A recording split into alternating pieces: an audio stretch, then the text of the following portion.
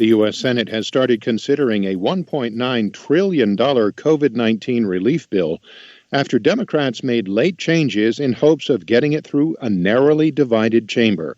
AP's Sagar Meghani reports. The Senate split 50-50 over whether to even start debating the bill. The Vice President votes in the affirmative, with Vice President Harris breaking the tie in her role as Senate President, underscoring that Democrats have virtually no margin for error in trying to achieve President Biden's top legislative priority.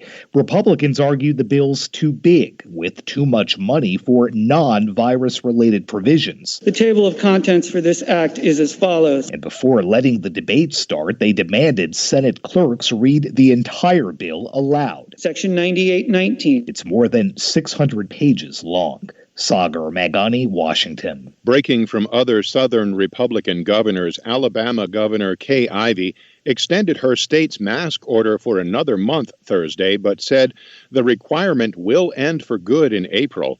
Following the recommendations of medical officials, Ivey said she will keep the mask order that was set to expire Friday in place until April 9th. Even when we lift the mask order, I will continue to wear my mask while I'm around others and strongly urge my fellow citizens to use common sense and do the same thing. At the White House, Press Secretary Jen Psaki said the Biden administration continues to urge people to continue wearing masks. It's imperative that people listen across the country, whether they live in a red state or a blue state, to the guidance of public health experts. The governors of Texas and Mississippi have said they will remove mask mandates and reopen their states, even though coronavirus infections have not dropped below recommended thresholds.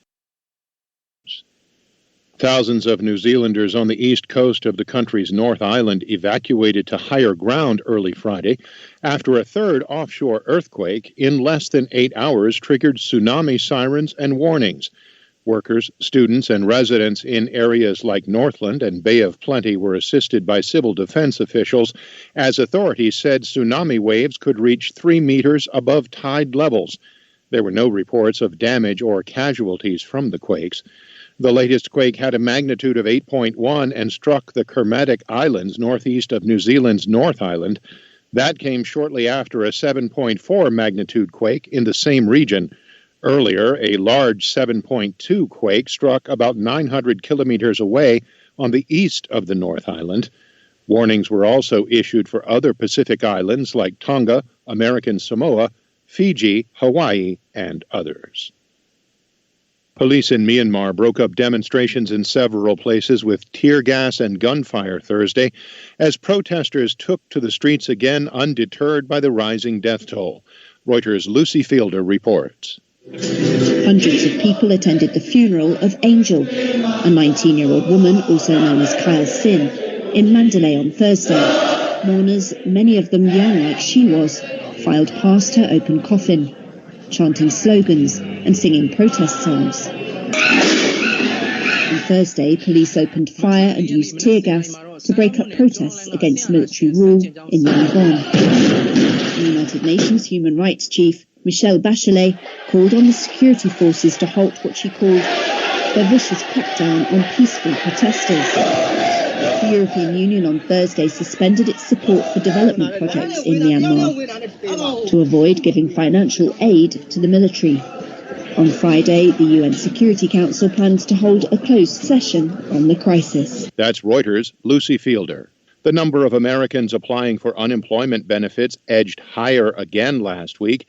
AP's Ben Thomas reports. The Labor Department reports 745,000 people filed initial claims for jobless aid, an increase of 9,000 from the previous week. It's a sign many employers continue to cut jobs, despite evidence that the overall economy is improving. All told, 4.3 million Americans are receiving traditional state unemployment benefits, and when you factor in supplemental federal unemployment programs set up to soften the economic blow of the coronavirus pandemic, an estimated 18 million people are collecting some form of jobless aid. The nation still has nearly 10 million fewer jobs than it did in February of last year. Ben Thomas, Washington.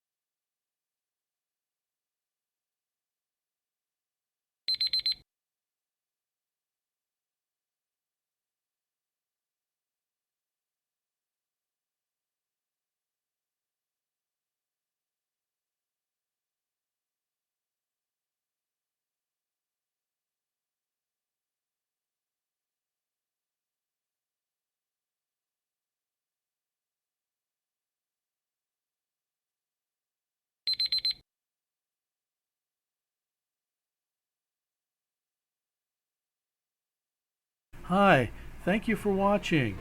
I hope the videos are useful for you. Please subscribe to my channel using the button below.